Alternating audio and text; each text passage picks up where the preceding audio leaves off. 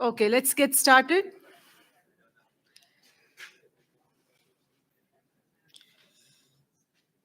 So the key learnings from the previous session of the decentralized approaches, the key to reducing transportation costs, lowering emissions, and creating sustainable solutions for waste management.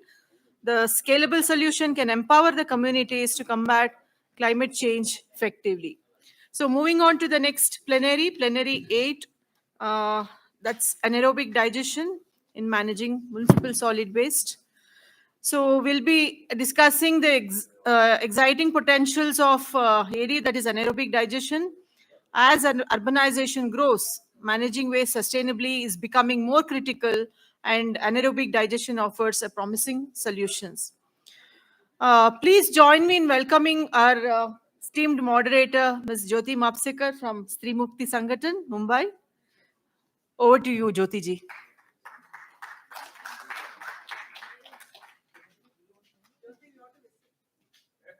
If I could, I would.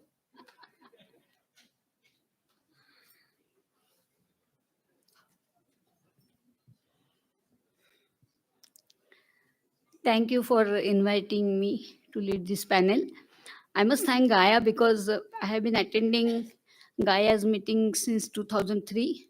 And when we talk against incineration, we must give alternatives to the people.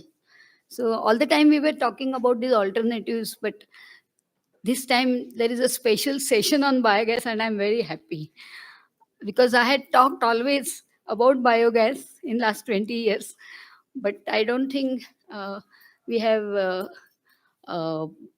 ever taken such a discussion on biogas so far. Now,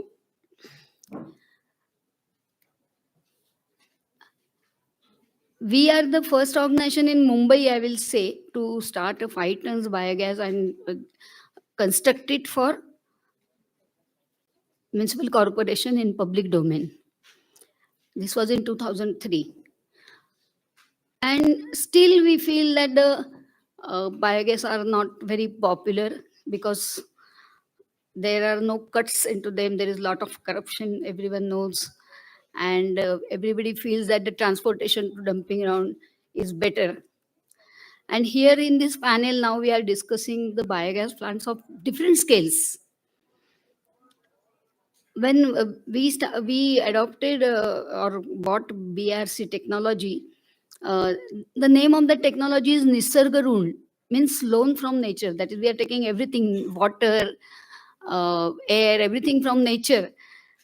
And then what we are returning it in the form of dirt and garbage.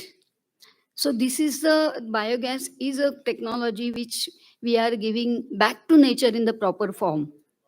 So even the slurry which comes out also can be used as a manure, and also the water can be recycled. There are so many things, so many advantages are there. And I feel that that's why people should adopt wherever it is possible, at least at the ward level. So because but there are now people here like Priyadarshan who are having a small residential biogas plants, and there are other people also. So let us now discuss about them and then what we can adopt at our local level. So there is Mr. Rohit Joseph. I invite my panelists. Mr. Rohit Joseph from Tax Support Forum, Som Narayan from Carbon Masters, Zulkif Mukhthar Shaikh from Sanjeevani, Priyadarshan Saharabudhe, Vayu, and Mr. Rei Panaligan from Philippines. So I invite all of them.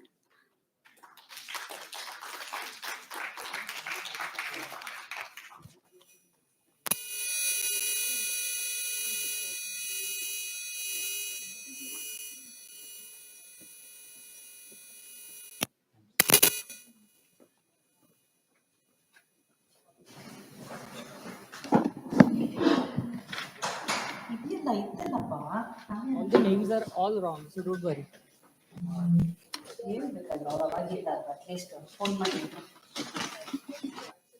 Except this.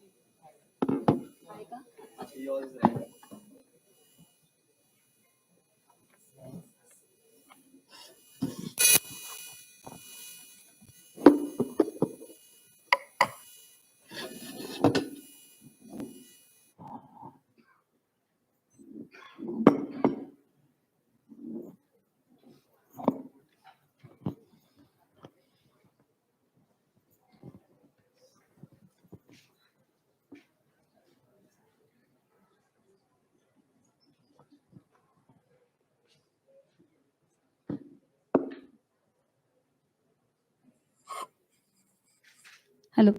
Yeah.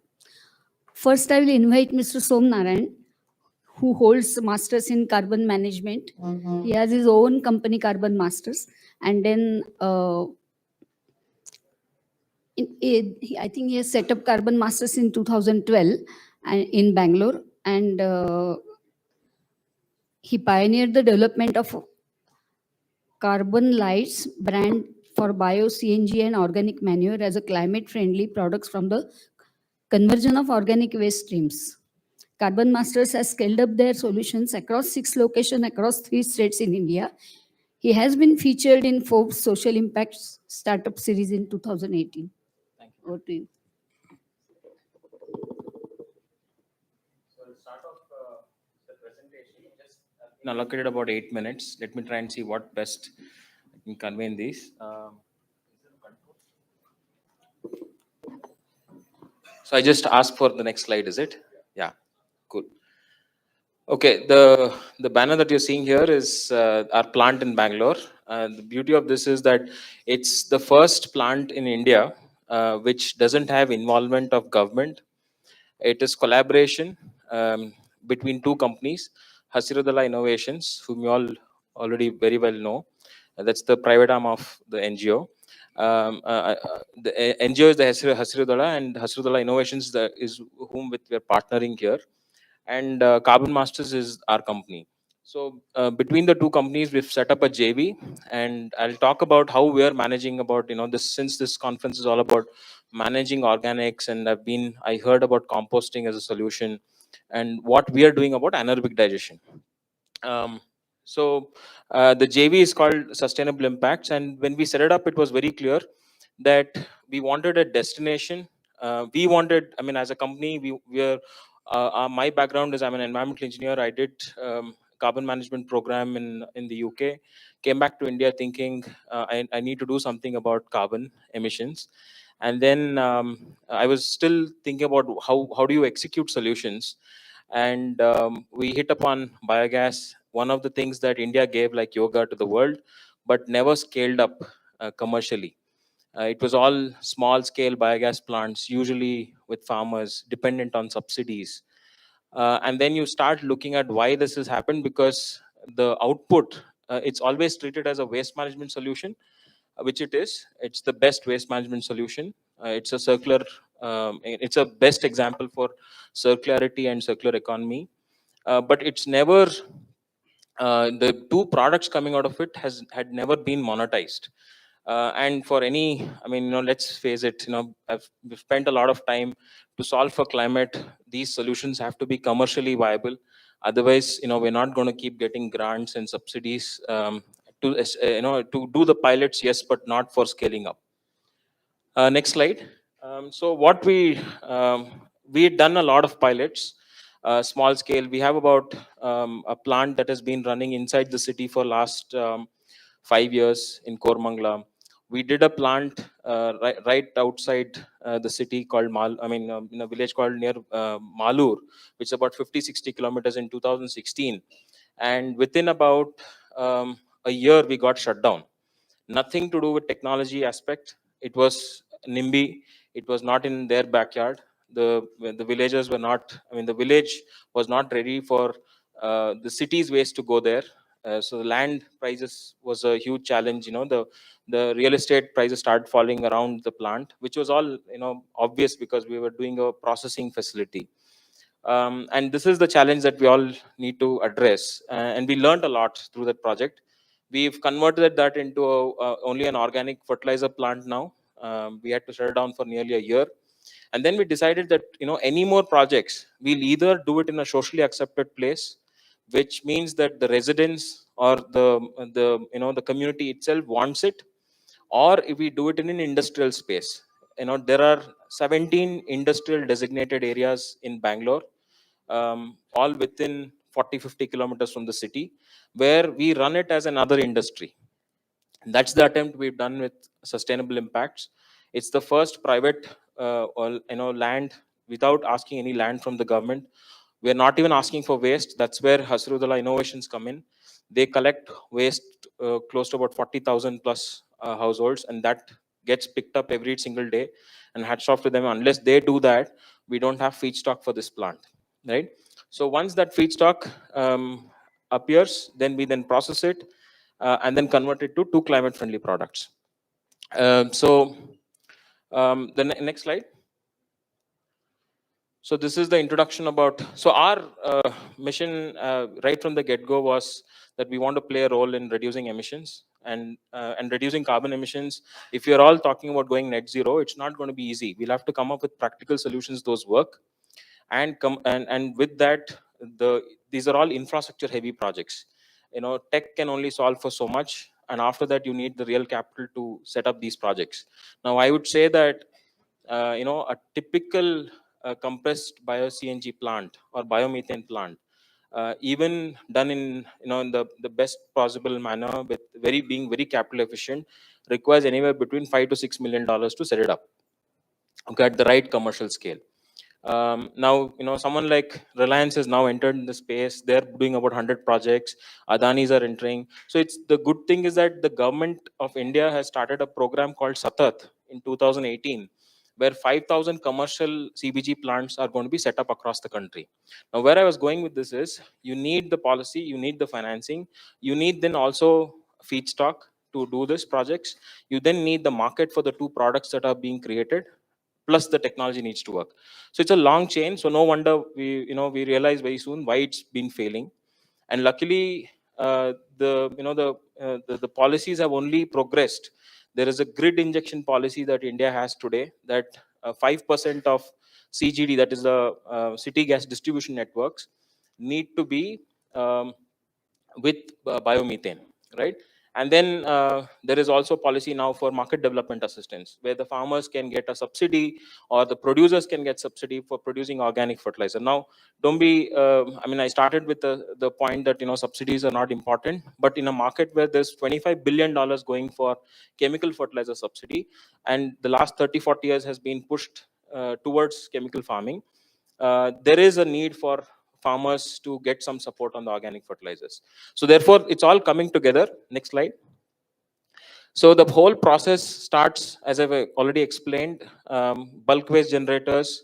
It is, they're one of the, HDI are one of the empaneled vendors. They collect the waste, or the waste pickers collect the waste as entrepreneur franchisees.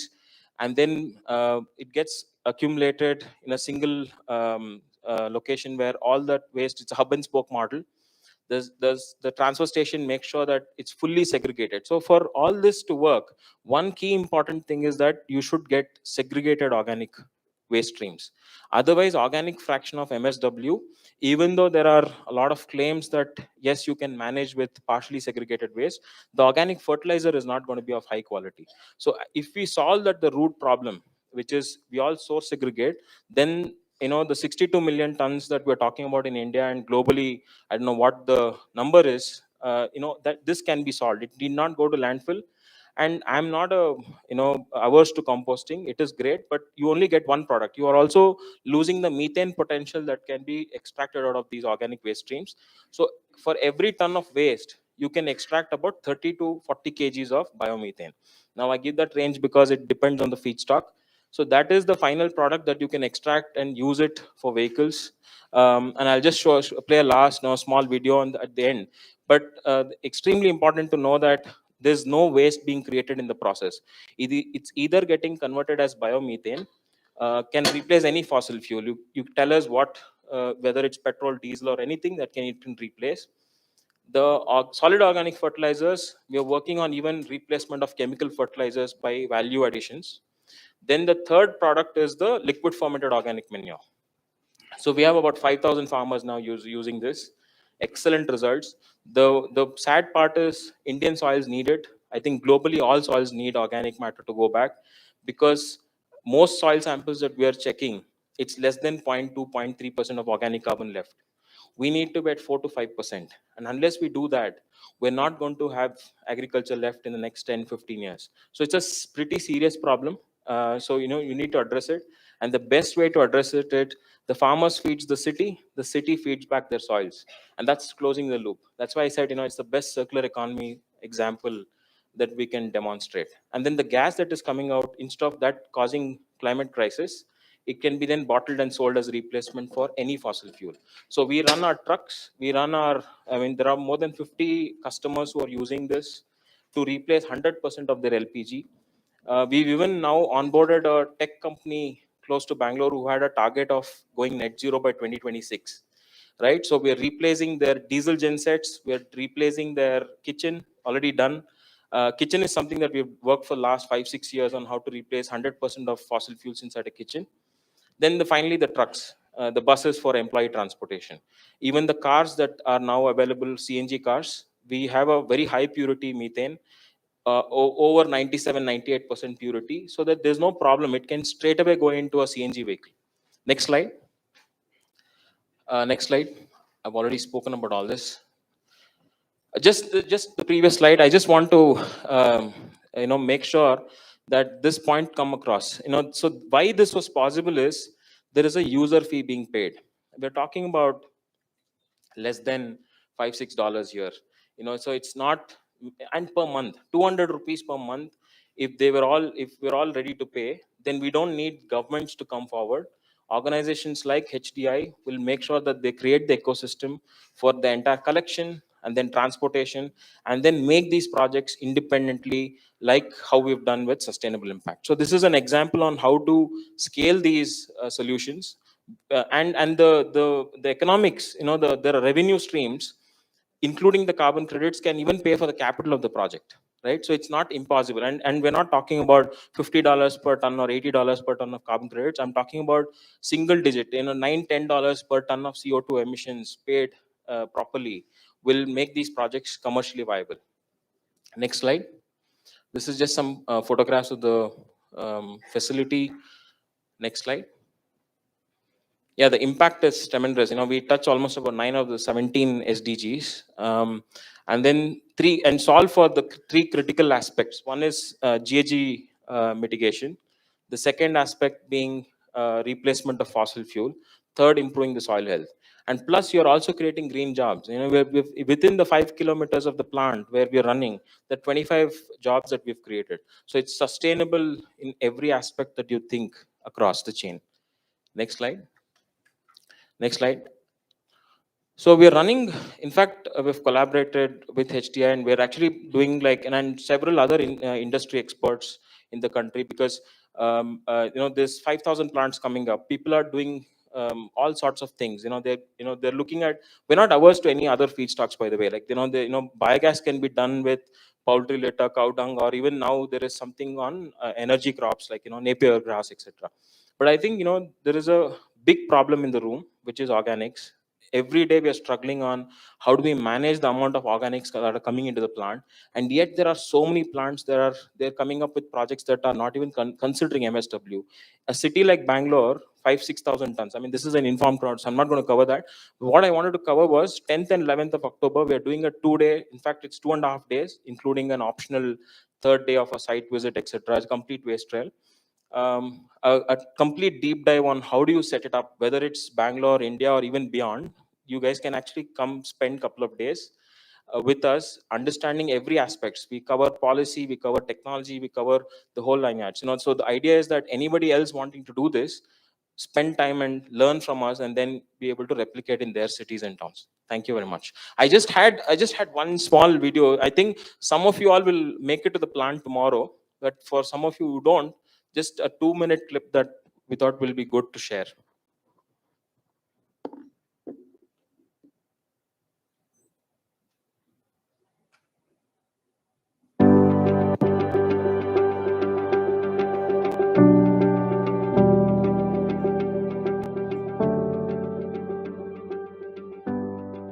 There are 2 critical elements for a biogas plant to be successful. One is consistent, reliable supply of clean raw material, which is organic waste in this case, and the regular offtake or committed offtake of the products, which is compressed biogas and organic manure.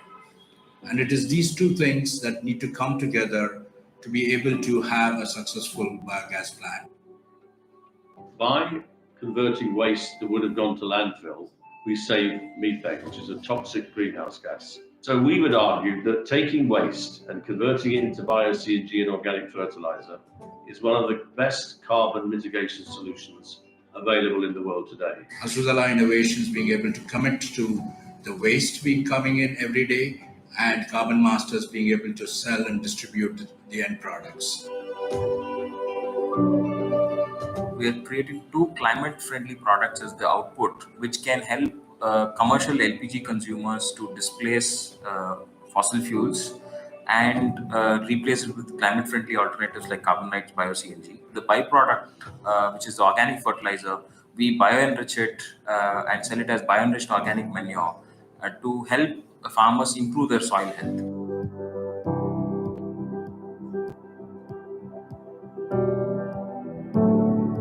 Initiatives, we put a major focus on how India can start going towards net zero goals. And this is just the first of many more plants that we will together bring through sustainable impacts.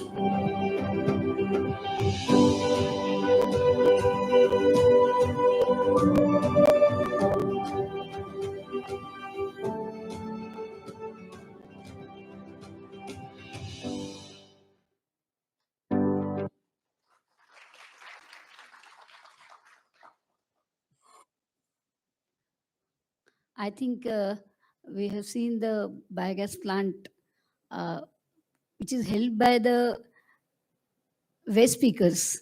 They are picking up the waste and sending this to the plant. So the role of waste pickers is also highlighted here.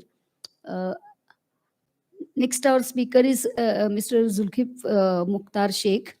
He is the co-founder of Sanjeevani S3, a solid waste management social enterprise based in Mumbai. And Sanjeevani S3 helps citizens, businesses, and city governments to manage their waste in a smarter way. He holds a master's degree from the Institute of Chemical Technology, Mumbai. He also holds a patent in process intensification of biogas production. He has been honored with various awards by the state government of Maharashtra. Thank you.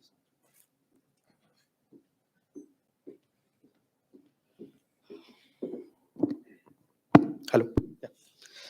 Thank you for the introduction, ma'am, and the presentation was very clear and I would say positive for people to go ahead for biomethanization. And I know this is one of the model which is left behind when you talk about solid waste management.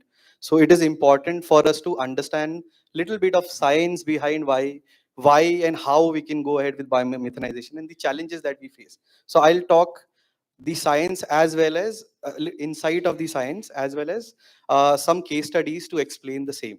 Yeah. Next slide. I'll give a small introduction. So group of MTech green technologists after our master's degree, we decided that we should work something on a work that can directly impact the society. So we decided and we understood that waste was not understood among the society even after being put into their head a number of times. So this is how we realized that, okay, this is one of the subject that we need to work with. And coming from the technical background, we designed many technologies which were site specific, which can help in mitigating the problems that people were facing in their day-to-day lives with respect to solid waste management. Next. So we have discussed about segregation and right type of waste that we need to have in order to solve the problem of waste management or to do the processing part. So what we have done is we have designed some IEC activity and we have a circular model in which our own vehicle goes door to door, our own workers goes door to door to collect the waste, carry it to our plant and process it at our plant. So this is how we start. So we have workshops for different cadre of people living in a society or an institution, right from the housekeeping staff who are collecting the waste to the domestic staff that is coming inside the house and handling the day-to-day activity of the individual or the household.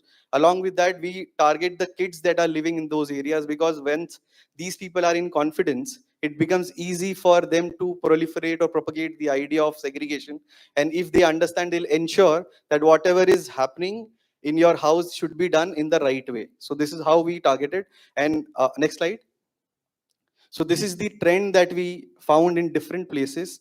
If you look closely, around 15 to 20 days it required for us to convert maybe a 200 flat society or maybe a 1,000 flat society, but we were able to achieve at every place. Next slide. See, the idea was never to reach 100% because humans are involved, so we cannot have 100% segregation every day. So the idea was to at least reach 90% segregation. And this slide helps in understanding that the waste that every organization or institute or any body that produces is different. So the solution has to be site specific. Not necessarily a technology that is being implemented in Kerala can be done in Himachal Pradesh. So we need to understand the climate and the nature of waste, and then we need to install the plant accordingly. Next slide. So these are the three challenges I want people to understand whenever we talk about biomethanization. The substrate dependency, microbial synergy, and substrate channelization. Next slide. So we happen to be lucky during the COVID.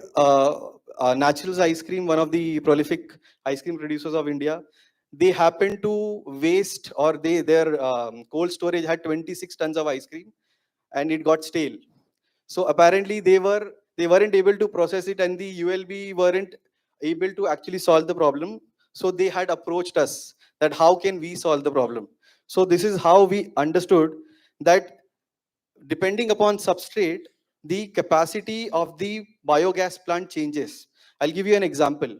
If today, if during the lunch time, you have a plate of biryani in front of you, 500-gram biryani in front of you, and you have 500-gram of sweet in front of you, maybe jalebi or some other type of sweet. What is the content which will you eat more? What do you think? Which will you eat more? Biryani, right? Because even we have a digester in ourselves. We have certain limitations to that. So if the digestive capacity is same, but the substrate intake is different, this is exactly how biogas functions. So today, whenever I talk about biogas or people come to me saying that we need to install biogas, the first thing is to identify the substrate. If you don't understand the C/N ratio of the substrate that we are supposed to handle, we may fail. This is why majority of the biogas plant that has been introduced or installed have failed. I'll give you an example. Recently, I got a call from Rajasthan. There is a agro waste called Flora. It is one of the plant that grows in barren land. So he happened to say that we will process it. And then he installed a 20 ton per day plant, and he started feeding the digester directly at 15 ton per day. Now this is how it fails. We need to understand that these microbes, they have certain capacity to start with, and you cannot expect that the capacity will be 100% right from the start. Like when a child is getting born, the capacity for it to consume food is different to that of an adult child. So whenever we talk about biogas, we need to train our microbes in a way that we can iterate it in and integrate its capacity on day-to-day basis, so that when a healthy microbial colonies are present, we will be able to process the capacity that it is designed for. Next slide. Microbial synergy. So there are two major type of microbes that are responsible for producing biogas.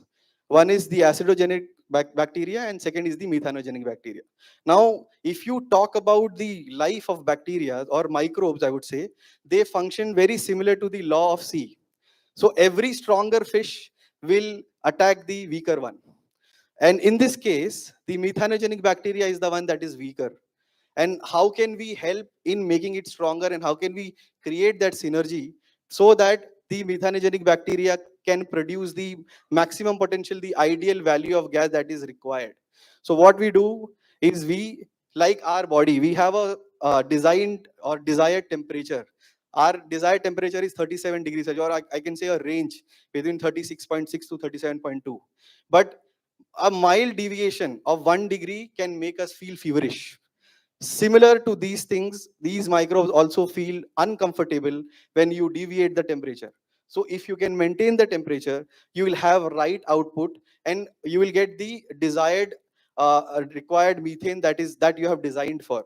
Because many of these biogas plant, over a period of time, they say that our biogas production has gone down. So this is precisely why we need to understand that we need to maintain the temperature, be it below the surface or above the surface. Next slide, please. Substrate channelization. So, if we take in mixed waste, these e-waste have a lot of heavy metals. And like for us, a small amount of poison is enough for us to kill. Similarly, if we bring in heavy metals, that will also kill our microbes. So that will compromise our overall biogas system. Now, how can we solve it? Next slide. So this is our vehicle, which presently is working and collecting waste. And I'll show you how it collects. Please play the video. So every day, one of our nodal officer will visit, will ensure that whatever waste is being collected is segregated, and then swapping of bins happen. So every day, empty bins are kept in, and a filled one is taken in.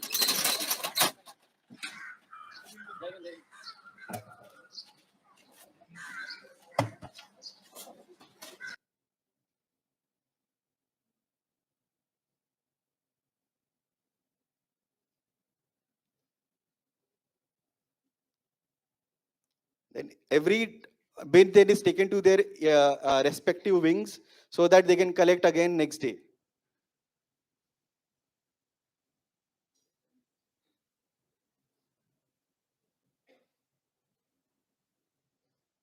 Now, this is the primary part of segregation.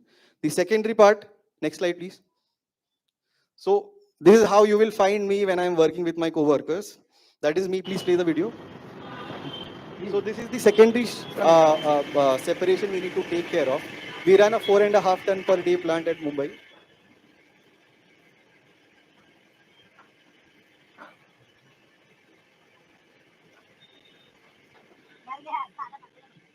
I'll show you the impurities that come in when we take care of some these kind of facilities.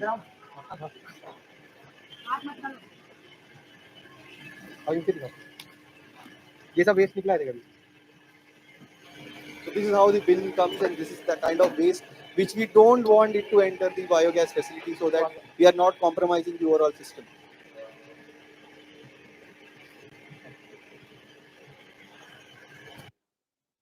Next slide. So this is a general economics. We can use biogas in 3 different methods. One, converting into electricity. Second, using it as cooking gas. Third, you can use it as CBG, as explained by the previous speaker. Now you can see the economics of it. Okay, so we generally don't promote that you should convert your waste into electricity, but it is site specific. When you put a plant in a building or in a society, you cannot give away the gas to every individual. So it becomes challenging for us. So in that case, we install electricity model so that we can convert the energy in electricity. Next slide, please. This is a small case study of a hotel. It's a 3-star hotel in Mumbai, in which we are taking care of their waste and we are running their boilers out of it. Okay. So after 2014, majority of if you go to any 3-star, 5-star hotel, you will find hot water in 24/7. Right. So they function on the basis of running a boiler through which the hot water is being supplied to your room. Now, after 2014 in India, majority of these boilers have been converted into piped natural gas boiler. Because of that, it becomes people like us, it makes our life little easy so that we can allow biogas to replace this pipe natural gas. And this is how we are running 14 hours of their requirement of daily boiler usage is supplied by this biogas plant installed by us. Next slide, please. This is the flame of the boiler. This is the boiler you see behind. This is the flame of this. Next slide. This is the general economics that is being worked at that particular hotel. So they have recovered all their money that they had put in within 3 years of their installation, because during the time of COVID, the cost of PNG increased like anything. It reached almost 90 rupees per SCM. So it became easier for us to recover the money.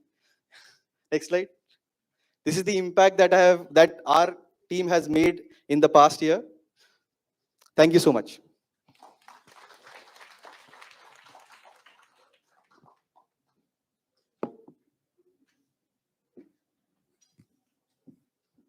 Thank you.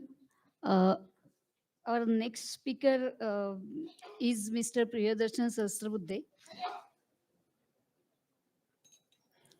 He's the founder of the climate startup Chakraakaar Lifestyle Solutions, an enterprise exclusively founded to develop solutions which will enable climate-friendly and fossil-free lifestyles.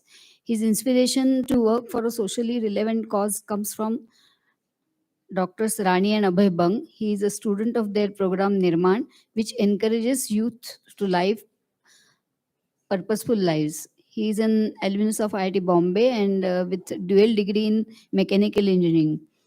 The solutions that they have developed are Vayu and Rajahans. He will explain about that. And there is, of course, a cafe climate. So I request him to give Thank his you. presentation. So, good afternoon, everybody. Previously, what we have seen are implementation of the science of biogas at different scales. What I am trying to do is, but before that, let me tell you about the number of my city. My city, Pune, generates about 1,500 tons of food, organic waste per day. If actually converted to energy, it is equivalent to about 15 lakh cylinders of LPG per year, whose current market value is 300 crore rupees. However, these big numbers are often, they are very debilitating, and we cannot connect to these big numbers because of scale. So here's a different way of looking at it. Next. We generate about 1 kg of food waste every day, between half a kg to 1 kg per family. Now that means if this is converted to energy inside our house, we could generate about 20 to 25 minutes of cooking time per day, which means we can make our rice cooker, we can heat up our milk, we can make 25 rotis, and so on and so forth. Essentially, by bringing the science into our house, we can leverage the energy potential of waste inside our house. So let's just see in the form of a video how this would look like.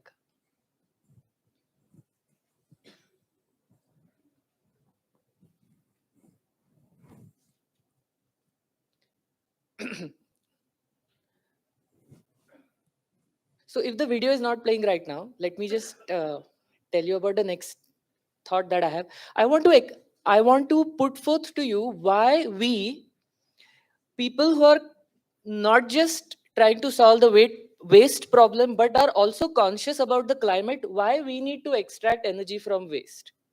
So while on the one hand, we are concerned about the methane emissions in the landfills, and which is causing climate change, but on the other hand, we are all cooking on LPG, I mean 99% of us, which is itself a fossil fuel and which contributes to climate change.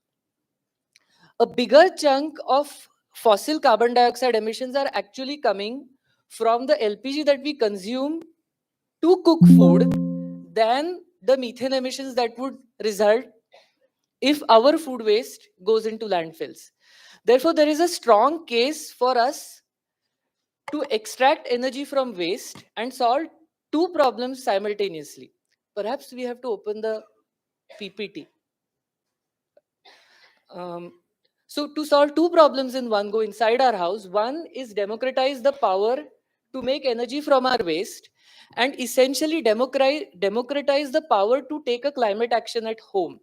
Because as we know, the root cause of climate change is the use of fossil energy. But as common people, we feel helpless when we need alternatives to fossil energy. This is one such opportunity which is sitting right inside our house. And finally, let me also tell you another approach in which this can benefit the waste pickers. Now, I'll give you the example of my city in Pune. A typical waste picker, a Jodi, two people, collect waste from about 200 families, which means 100 kg of it is about 100 kg of it is organic waste. Now, as we saw before, this 100 kg of waste is actually energy, which is equivalent to 100 LPG cylinders per year, which essentially means our waste pickers are actually transporting energy. Now, if they can monetize the value of this energy, this would directly add to their income. So this is a example of a system we have put in a canteen, which is in the premises of a government building. It's a 100 kg system which manages the waste of that canteen itself, which means about 36.5 tons per year. Now, the model is, the gas that is produced is metered and it is directly used in the same canteen. And the canteen pays the waste picker for the gas that they have supplied.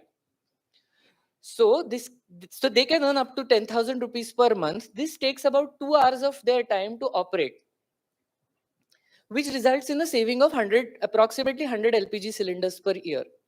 Now here the interesting part is the most valuable output, which is energy, is directly received in rupee value by the waste picker. So essentially, unlike in other areas, the waste picker is at a very upstream stage of the value chain. Here, the ultimate product, which is energy, and the value of that is directly received by the waste picker. So the theme behind this is to convert the profession as being a waste picker to actually being a climate friendly energy supplier. This is the change in profession. I mean, it's semantics, I know, but it means a lot that I am an energy supplier.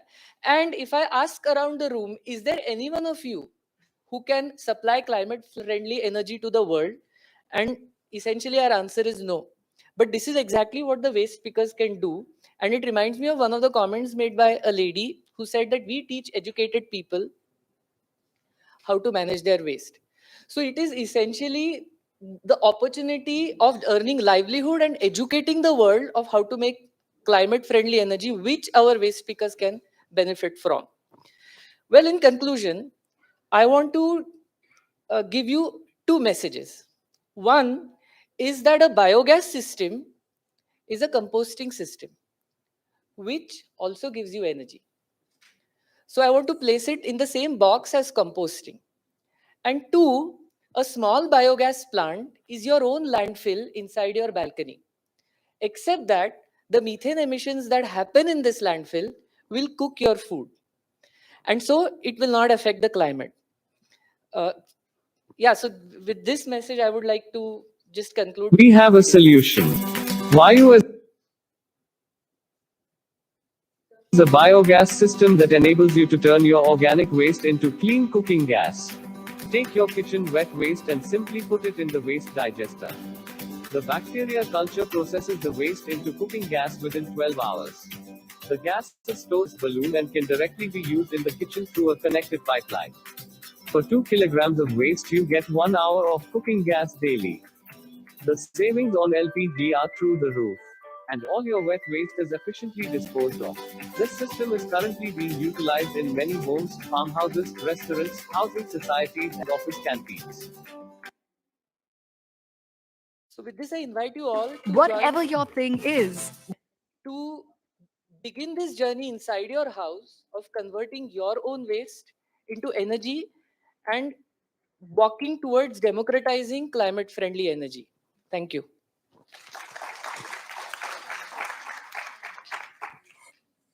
Thank you. I think we have seen biogas of different scales, from residential biogas to large ward level or maybe city level biogas plants. Our next speaker is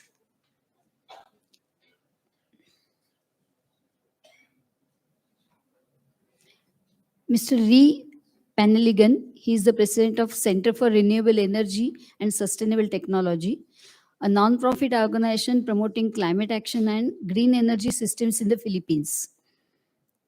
He also holds leadership roles in different international and local civil society networks, such as the Climate Action Network International, Climate Action Network Southeast Asia, Eco-West Coalition, and Acción Clima Pilipinas.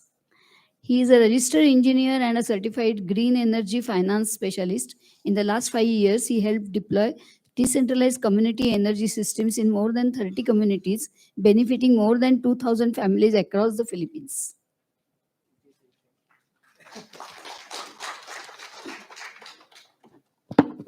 Thank you, Jyoti, for the introduction. And I'm very honored to be part of the panel. As you can see, I'm the only non-Indian in the group, in the panel, and I think that shows also uh, the state of adoption of this kind of technology in, especially in Southeast Asia. So I will not be presenting. I don't have best case that will be presenting to you, but probably what will be presenting is more of a landscape of what's happening in the Philippines, and probably that also reflects in some countries in Southeast Asia. And hopefully the main reason actually that I was interested to join this Congress is really to learn from our experts, especially in terms of, okay, in terms of the anaerobic digestion and how can we really push forward this sector in the country. Okay, next slide, please. So actually I'm an electronics engineer. So basically, biomethanation is not my cup of tea. But when we established CRES in 2015, basically it's an NGO also. And our main goal is really to support communities and sectors to be able to adopt renewable energy and climate systems. And so we're also, like many of you working in the development sector, we're engaged in policy development. We're also doing a lot of capacity building, publications. If you've been on the second floor, I dropped there our publication on permaculture.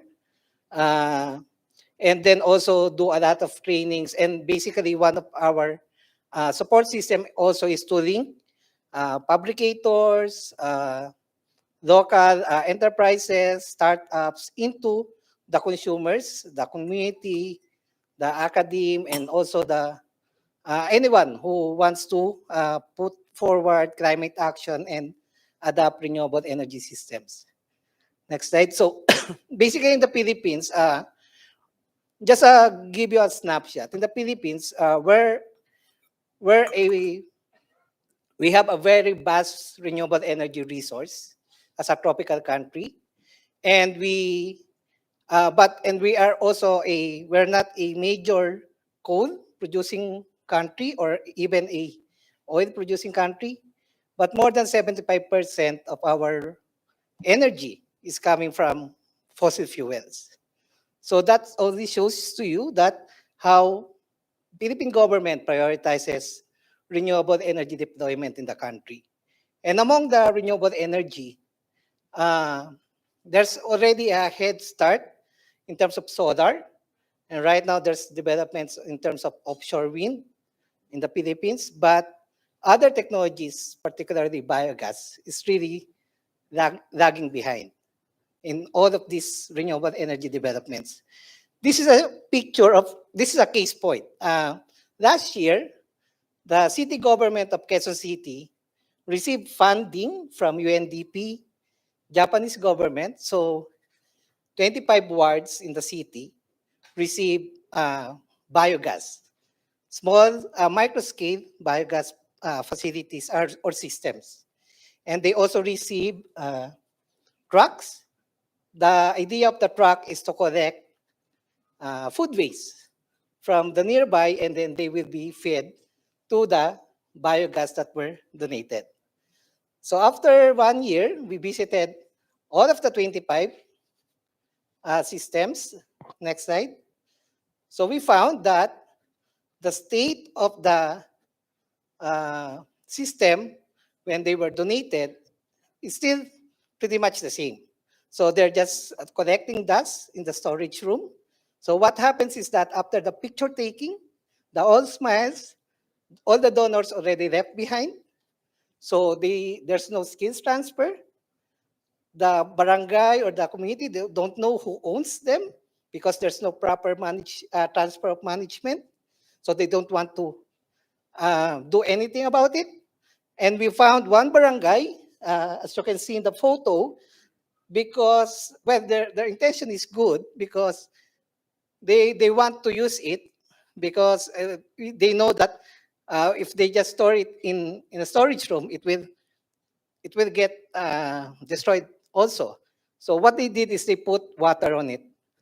So that just to have it something like a feel of it's working, something like that. So technically, it's water inside that. So that's actually what's happening in the Philippines. And even the INGOs, the donors, they also play a part in this,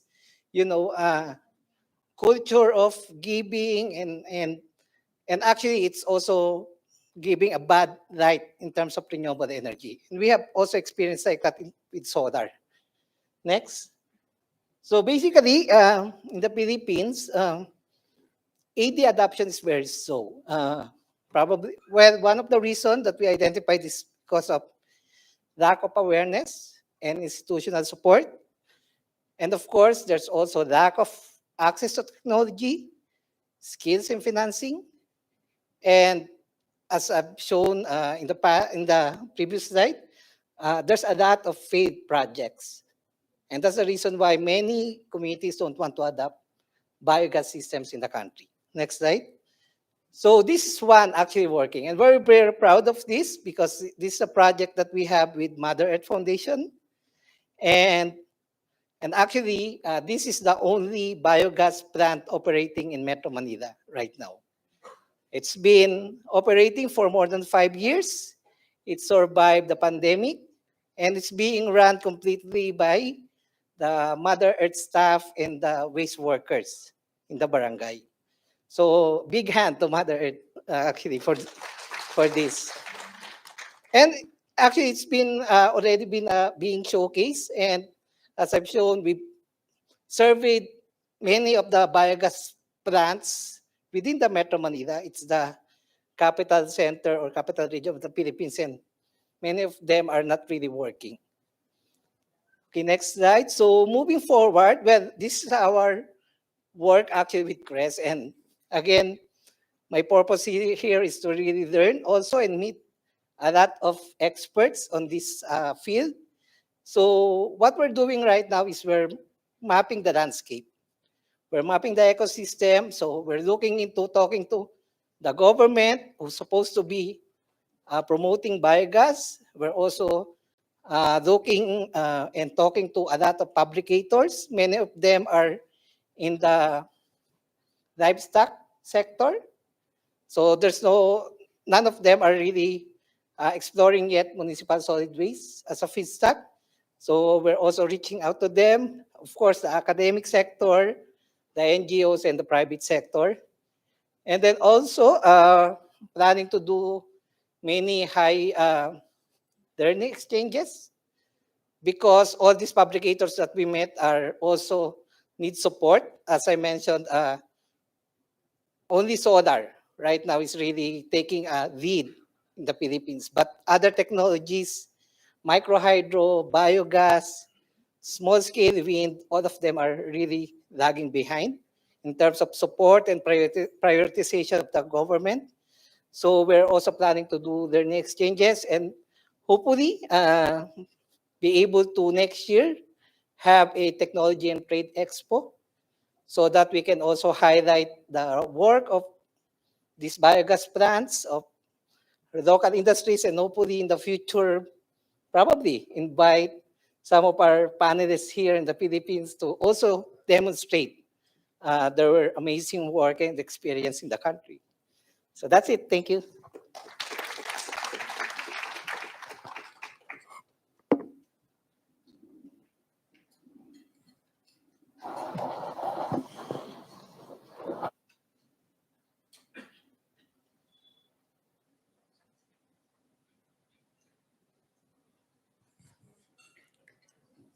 Our last speaker is Mr. Rohit. He's the director of tags Alappuzha, that means Kerala, I suppose. Yeah. He's the holder of bachelor's degree in mechanical engineering, and he's MTech from IIT Bombay. Over 6 years, he's using his expertise in waste management, disaster management, climate change, and urban flooding, collaborating with local governance and CSOs to address emerging development challenges in the environmental and sustainability sectors. As the co-founder of TAX, he has dedicated to advancing sustainable solutions for pressing environmental issue in Indian towns. He strongly believes in collaborative problem solving, engaging stakeholders, and playing a proactive role in evolving context appropriate interventions. Thank you.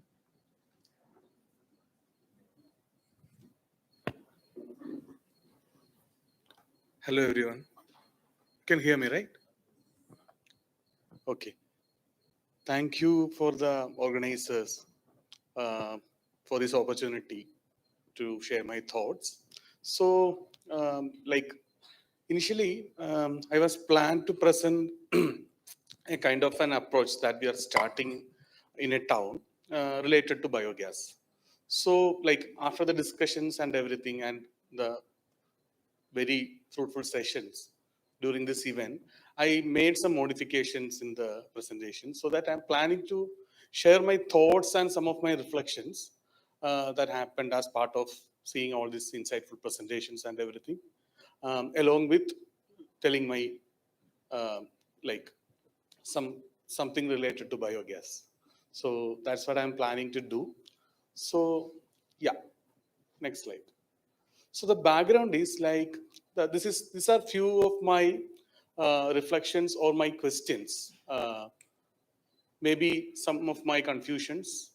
It's not any kind of an arguments or anything, but these are all the confusions and questions that I wanted to share with everyone. So first thing, achieving zero waste, that is one of our important target. We are actually focusing on that. Yeah, good. So, but what is the approach to that? Do we need to go back to the old golden period that we managed everything in our farm, like giving something to the cow? This kind of practices, existed, but is that practical, really practical in the current context? Do we need to go back to the old golden time or period, or should we address the reality? That is one question. Then another question is, why are we choosing cities to live?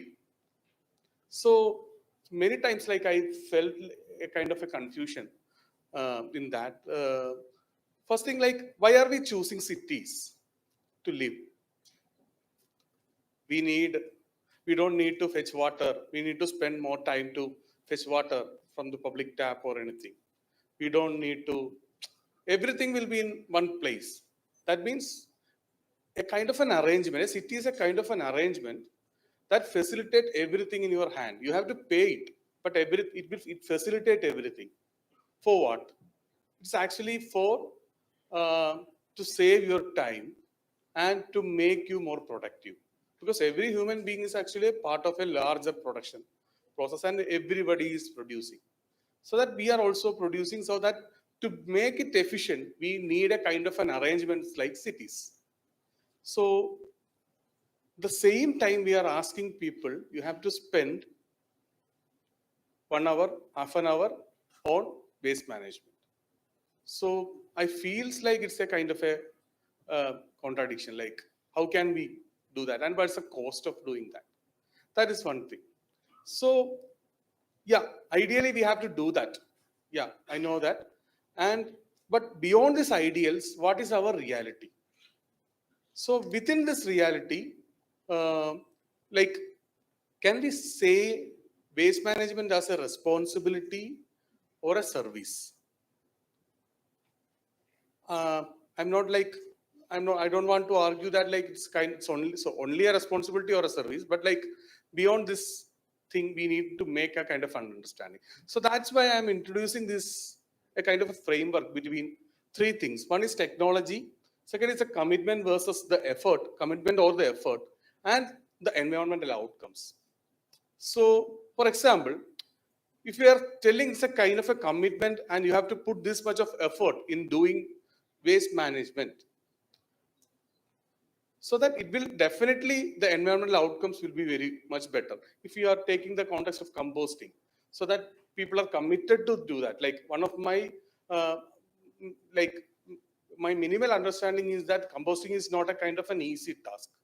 To make a very good quality compost, we need a kind of an expertise and we need to spend some time in that process. So that how much time and effort we can invest in doing that very good composting outcome. That is one question. Or a technology can minimize the commitment or effort. Maybe a high intensive, a kind of 24-hour composting technology.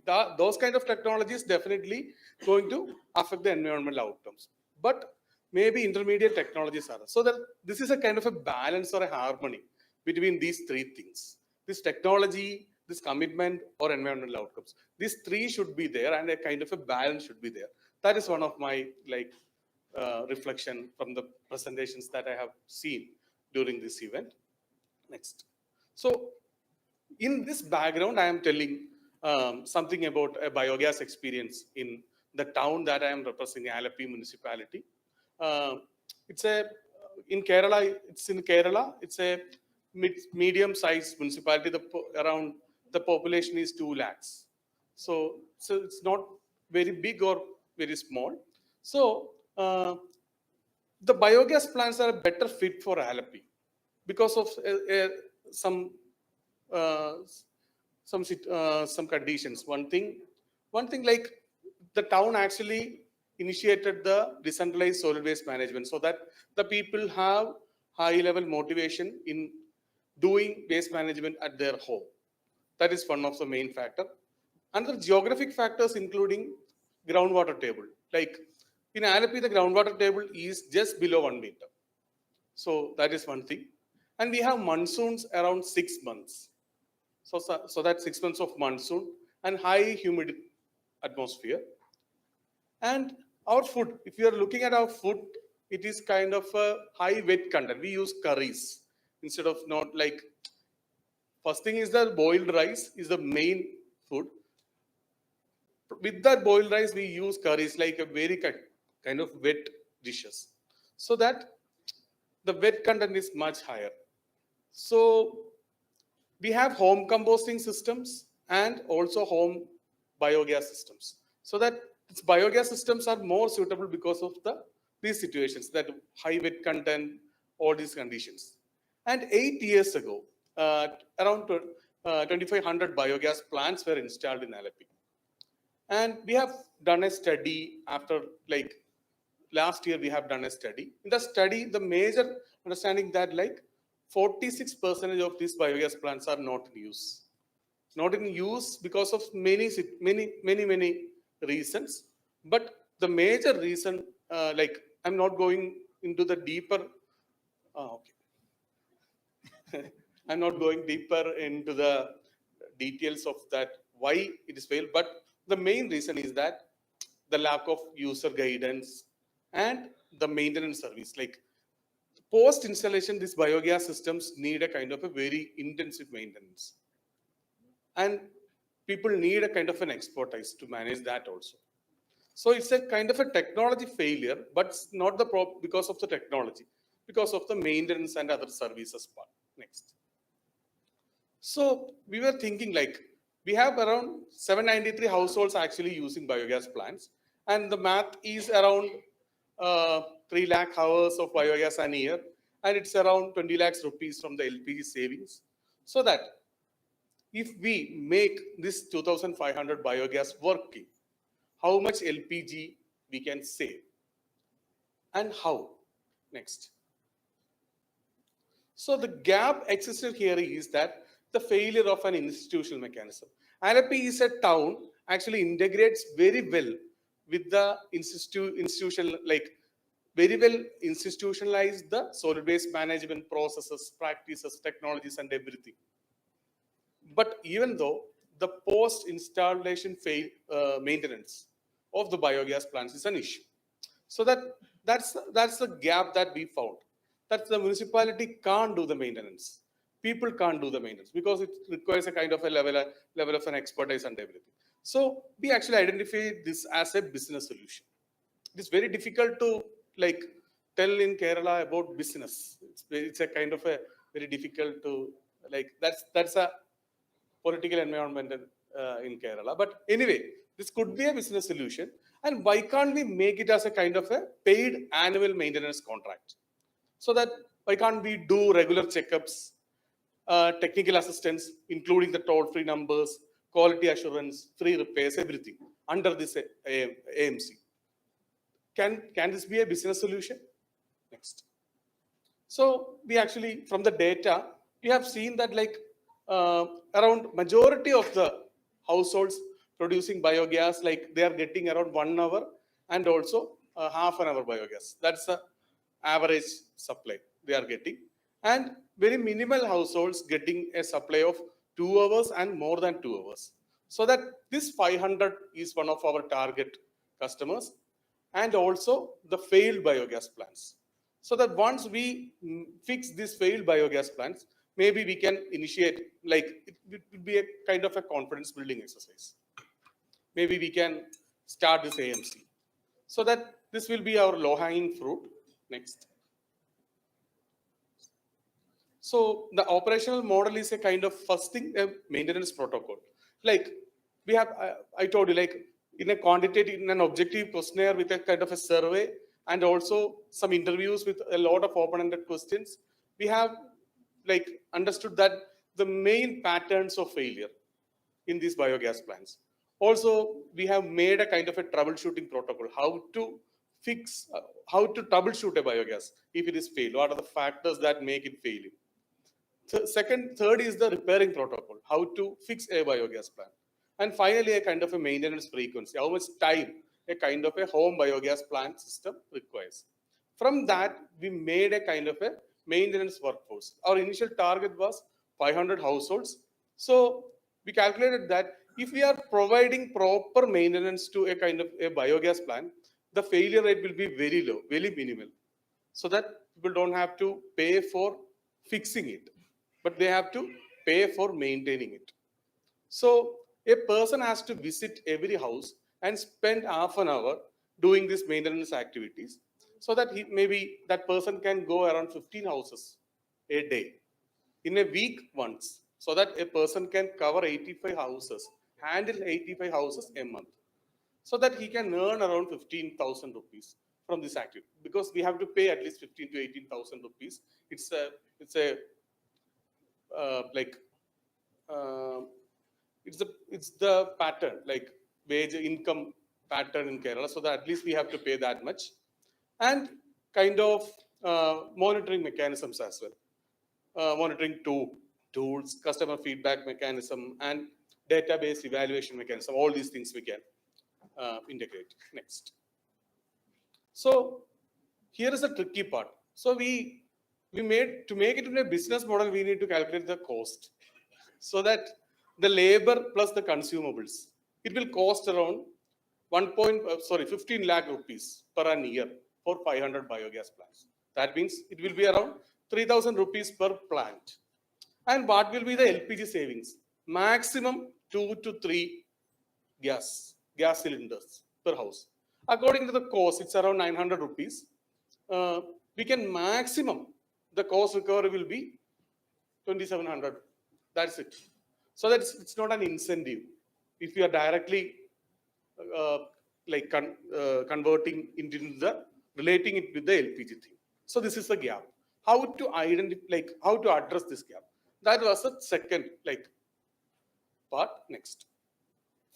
So that, yes, last slide. So we are saving around, every year we are managing 350 tons of food waste. If you are managing that much, it will be equivalent. Like if it is directly going into the landfill, around 84 tons of methane gas, maybe 2430 tons of carbon equivalent. That's the first direct savings from methane. Second thing, it's around 1,200 LPG cylinders. That means if you are looking at the carbon footprint of LPG cylinders, including its making, conversion, transportation, and burning, it will be equivalent to around 100 tons of CO2. In total, it's around 2,500 tons of CO2 we can save in a year. And to convince the municipality, like they have to invest. Like there is another thing, like if you are planting a kind of a tree, very big tree, and its absorption, carbon absorption, how much we can relate. It's not a perfect math. I don't have any kind of claim on that, but it's a kind of a relatable figure. it is actually equivalent to planting 6 banyan trees in the town and maintaining it for its whole lifetime. We can save from this exercise. So that will be an incentive for the municipality. Next. So they made a subsidy from this Iyengali Urban Employment Guarantee Scheme. This is a kind of an employment guarantee scheme by the municipality to do the urban activities, so that they have subsidized these resources and workforce for these activities, so that this gap can be bridged. So that the household no need to pay the entire money. Maybe they can pay it's around 1,000 rupees. And yes. Okay. Sorry. Yeah. So that's the idea. And I have one more slide. 3 points. 3 points. I will finish it. So one thing, the technology failures can be fixed through this kind of alternate arrangements. So biogas failure is kind of a technology failure, but it's actually fixed through a kind of, not a technology fix, rather than it's a fix of an arrangement. Instead of the institutional mechanism, we introduce that business model. Second thing, beyond this direct comparison, like we don't need to compare composting versus biomethanization or any kind of a technology. And no need to come into universal opinions about anything. We don't need to tell like this technology is good, this technology is bad. No. It's according to, we have to explore the possibilities on a variety of conditions according to our possibilities and context. So that I'm actually representing the Alappuzha context. So that context actually worked. And how to build our actions and a balance between them. Like the 3 that I mentioned in the beginning. So with a deeper understanding about our own peculiarities. So this is the discussion that I want to put in front of. Thank you. I thank all the panelists of finishing their presentation in time. And one more thing is that we all talked about the anaerobic digesters, but what we are promoting, that is the Nisargurun plant, is a combination of aerobic plus anaerobic digestion, where in the aerobic digester, the waste is it's aerobic digestion because the air is passed through it, and heated water with solar energy is also passed through it, and it is mixed and then first put in the aerobic digester, and then it is transferred to anaerobic digester. So that is also, it has a lot of advantages, and we are always promoting that technology. And just to explain that, we have published the small booklets. They are also on our website, srimuktisanghatana.org. You can easily download them. So I request you to read them. Thank you. Thank you, everyone, because we are really seeing so many scales of biogas plant, different scales. So that is really, it's a kind of a solution, because we are always talking about no burn technology, but what is the no burn technology? Now people can understand. Okay. So thank you very much for a very interesting and a very insightful session.